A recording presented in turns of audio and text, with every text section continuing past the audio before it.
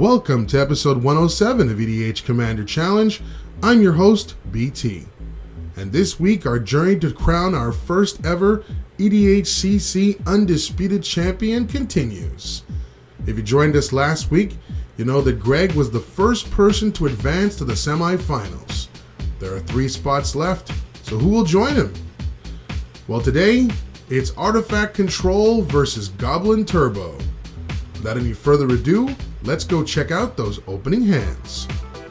First, in this corner, with an opening hand of 3 islands, Psy, Master Thopterist, Muddle the Mixture, Mere Retriever, Felwar Stone, and the mono blue Urza Lord High Artificer, we have the self-proclaimed #1 fan of infinite combos, Mark P. And his opponent in this corner, with an opening hand of 2 mountains, Swiftfoot Boots, Umbral Mantle, Goblin Recruiter, Skirsh Prospector, Mana Echoes, and the mono red general Krenko Mob Boss. He is the Prince of Turbo Decks, Kevin.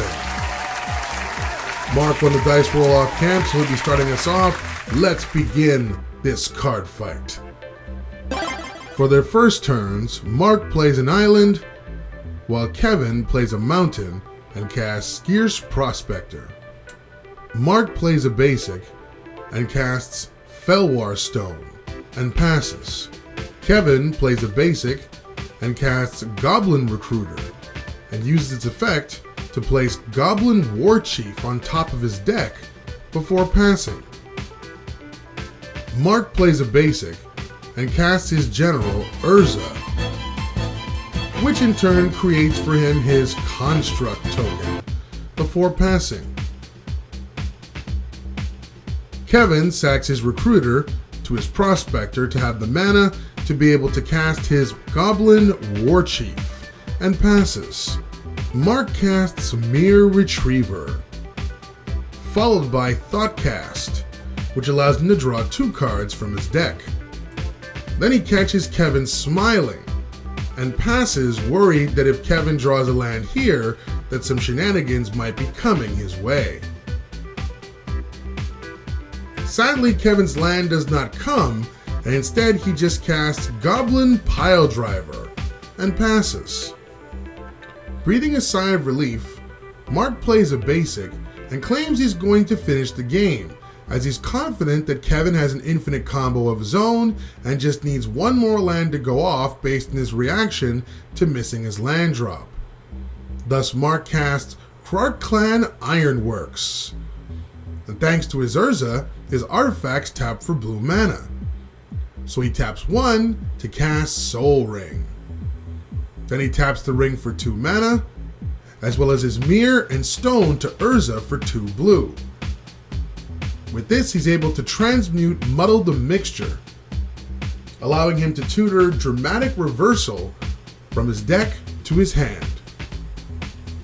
Then he uses the 1 mana floating from the Soul Ring and taps his Construct for 1 more mana to cast Isochron Scepter, imprinting said reversal on it, to which Kevin instantly groans.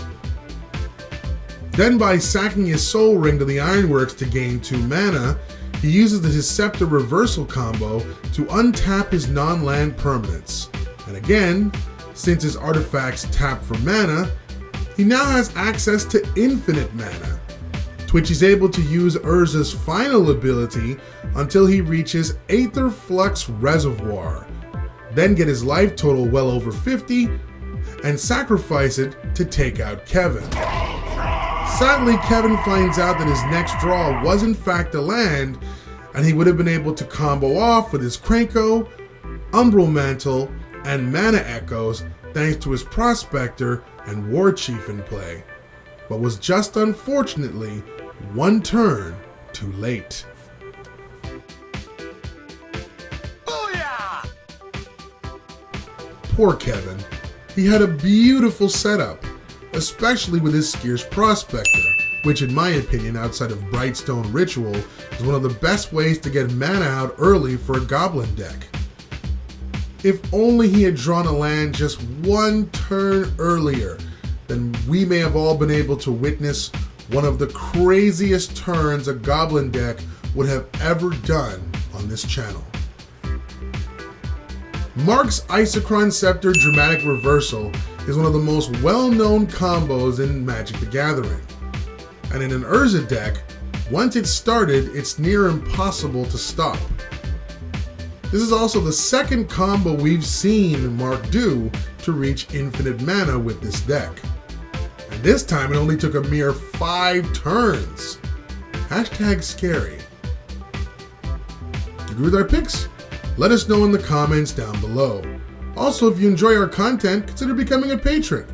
We'll give you access to sweet bonuses while helping out the channel at the same time. Thanks everyone. Thanks for watching, guys. Hope you enjoyed this week's episode.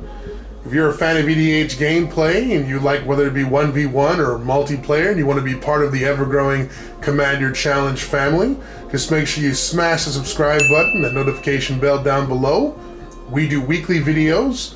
Don't forget as well to like, comment, share our videos, but most importantly, enjoy them. On behalf of all of our members here, I'm your host, BT. Feel free to check out all of the videos in the channel, join our game, it's now your turn. Cheers!